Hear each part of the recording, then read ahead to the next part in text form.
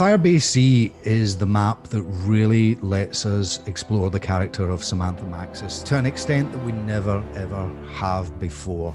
D Machina was really introducing people to the Dark Ether storyline, which, you know, as I've said in the past, only exists because of everything that had gone before, but it now has a whole new trajectory, and Firebase-Z is the one that really makes it explode. What I love about Firebase-Z is that it's set in Vietnam. In this all-new experience, we've broken the map up into two locations. The Firebase, which is the facility where scientists and soldiers do experiments and mine the dark ether. And then we have the village, that's where the scientists sleep and do all their research. My team's reached the village. The way you play in D Machina might not necessarily translate over to Firebase-Z. The low-end level design of Outpost 25 calls back a little bit to Moon in that you start in the village and then take a teleporter over to the outpost itself. Once you're at the outpost, there's a bit of a central area, a hub, if you will, that players can choose what path they want to go to. They can run around the outside of the map itself and the outer edge. You know, working on a zombies map is a very interesting experience. I've been working on zombies maps since Call of Duty World at War. A lot of the way we do the sound design for these maps is still kind of rooted in how we did it back then. It's very seat of your pants, wild and crazy. Let's try and make this stuff sound really cool, scary, creepy. Nothing's off the table when it comes to zombie sound design because of the world that they inhabit. So Outpost 25 is an Omega outpost, and they're doing a lot of science experiments. There's a lot of different little things and mechanics that you can interact with. It'll be up to players to kind of discover how they work and how to make use of them.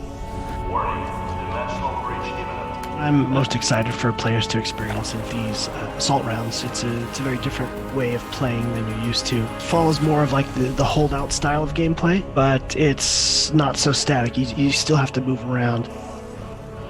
Artillery strike and napalm strike start to become key at the higher rounds, especially in the assault rounds, because it's just excellent crowd control on top of just being super epic. Standing at an elevated position, kind of looking down at the defense lines while these artillery strikes are just bombarding the play space. It's awesome.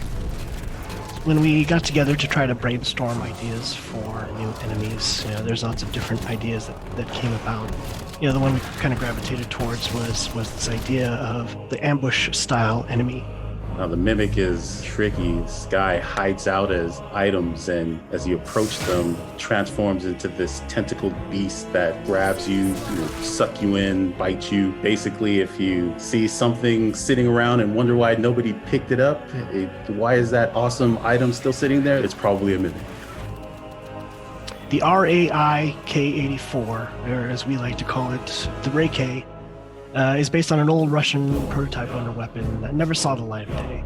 It's built using parts from an AK-74, married with experimental technology. Maxis' contact will help us infiltrate. Ravenoff, are you there? Finally. There is little time to waste. When we started this Dark Ether story, it was kind of daunting in some ways because, you know, a lot of us have been working on zombies since the beginning, and that's where the excitement, particularly with this fresh start and the Dark Ether story, has been kind of reinvigorating for the team. I don't think I've ever felt as excited about post-launch seasons of content as I do this year. I think people are probably, when they get to the end of this, they're going to look back at what we've done and go, I did not see that coming. If any harm comes to her,